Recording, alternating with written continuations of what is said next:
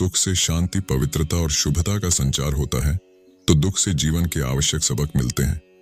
फिर भी यह किसी विडंबना से कम नहीं कि मनुष्य जीवन में कभी भी कोई दुख नहीं चाहता।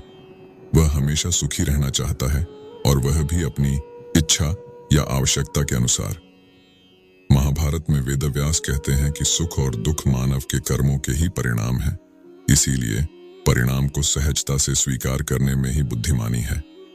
जो परिणाम को सहजता से स्वीकार कर लेता है, वह अनेक प्रकार की विसंगतियों और मनोविकारों से बच जाता है। इसी में जीवन के सुख का सूत्र निहित है। इंसान जब पैदा होता है, तब बच्चा होता है, तो उसे इतनी सारी चीजों की जरूरत नहीं होती। जैसे जैसे बड़ा होता जाता है, उसकी इच्छाएं बढ़ती चली जाती हैं। जब आप छोटे होते हो, तो नए नए खिलौने आपको मिलते हैं, या दुकानों में आप जाते हो, मॉल वगैरह में, तो उन खिलौनों को देख करके खरीदने का मन होता, क्योंकि आपकी उस उम्र की जरूरत वही होती है। फिर जब आप बड़े होते हो, तो साइकिल, स्कूटर। बच्चा लड़का है तो उसकी अलग इच्छाएं होती हैं, लड़की है तो उसकी अलग इच्छाएं होती हैं, और इंसान अपनी इच्छाओं की वजह से दुखी रहता है। जितनी आपकी कम इच्छाएं होंगी, उतना आप संतुष्ट होंगे और खुश होंगे। हम लोगों में पुराने समय में कहावत है, न जितनी आपकी चादर हो, उतने पांव पसारे। अगर आप जीते हो तो आप कभी दुखी नहीं होंगे। एक संतुष्ट आत्मा, एक संतुष्ट व्यक्ति हमेशा खुश रह सकता है। कुछ लोगों के पास सब कुछ होता है, फिर भी वह दुखी रहते हैं। किसी के पास आप देखिए कि एक जोड़ी कपड़ा है, एक जोड़ी चप्पल है, फिर भी वह संतुष्ट है, तो खुश है। और यही दुख की वजह है। इंसान की एक इच्छाएं इंसान को सुखी नहीं रहने देती, बल्कि दुखी देत कर देती हैं। आपके पास जितना होगा, आप अगर उसमें संतुष्ट रहना जानते हैं, तो अच्छी बात। मैं ये नहीं कहती हूं कि आप हमेशा संतुष्ट रहे, कोई अपेक्षा ही ना करें। इच्छा भी करें, लेकिन आप ऐसी इच्छा ना करने लगे कि आपको तारे तोड़ कर लाने हैं। और अगर आप इच्छा रखते हैं, तो मेहनत करें। इतनी मेहनत करें कि आप अपनी इच्छा को पूरा कर लें। लेकिन अब यह सोचिए कि जब आप इतनी मेहनत करके जब वह चीज आप पाओगे, तो आपको खुशी भी जरूर होगी। लेकिन आप जो यह समय इतनी मेहनत करने में आपका चला गया, जो आपने अपना कीमती वक्त उस चीज को पाने में लगा दिया, और वह सारा समय जो आपको खुशी के साथ जीना चाहिए था, आप एक संघर्ष भरी जिंदगी जीते हुए चले गए। आप अगर थोड़ी चीज को पाया और खुश हुए, फिर मेहनत करी, फिर थोड़ी चीज को पाया, खुश होकर के अगर आप जिंदगी जीते हैं, उस चीज के पीछे भागे नहीं। मेहनत जरूर कीजिए, क्योंकि बिना मेहनत के कुछ भी नहीं मिलता। और हम लोगों का जीवन ही ऐसा है कि कर्म प्रधान। हम अगर कर्म नहीं करेंगे तो हम जी नहीं सकते, तो कर्म करना हमें नहीं छोड़ना चाहिए। लेकिन हद से ज्यादा अगर हम चीजों की अगर अपेक्षा रखते हैं, तो हम दुखी रहेंगे। असली दुख क्या है?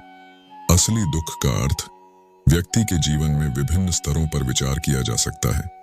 दुख का एक सामान्य और सर्वाधिक मौद्रिक रूप व्यक्तिगत या सामाजिक संबंधों में होने वाले असंतुष्टि और दुखाहंकारी भावनाओं से उत्पन्न हो सकता है। यह एक भावनात्मक दुख हो सकता है, जिसमें व्यक्ति को आत्मात्मावाद, अवसाद और उदासी का सामना करना पड़ता है।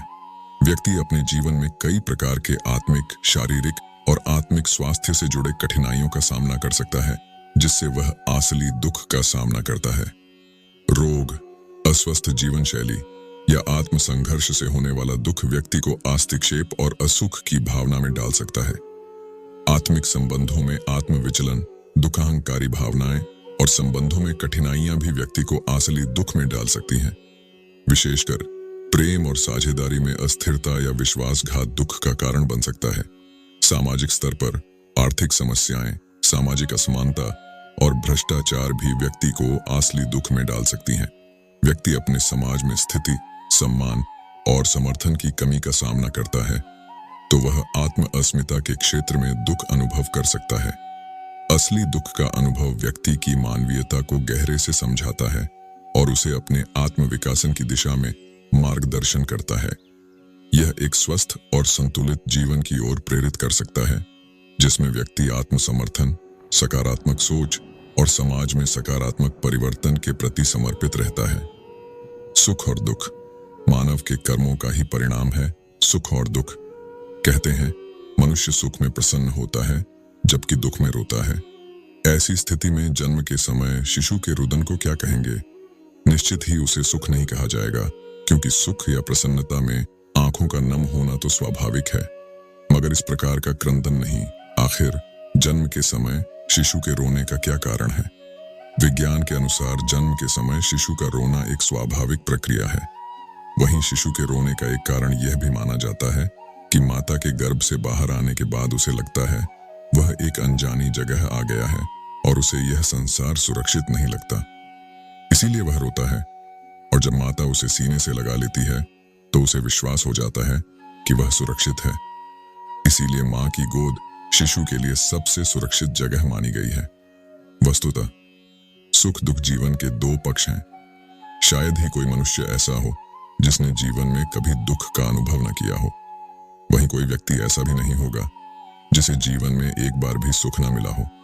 वास्तव में सुख दुख जीवन की पूर्णता के लिए आवश्यक है। दोनों मनुष्य को शक्ति, सहजता और शिक्षा देते हैं।